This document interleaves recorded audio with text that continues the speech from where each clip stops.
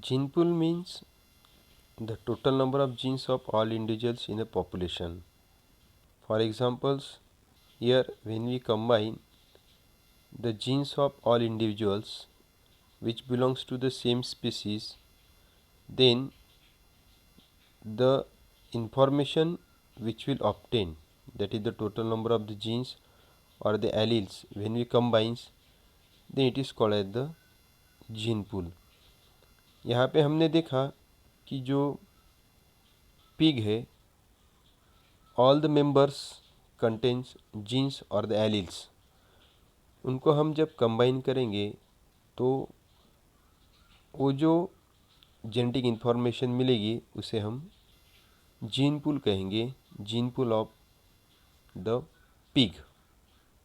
So gene pool means the alleles or the genes which are present in every individual which belongs to the particular species.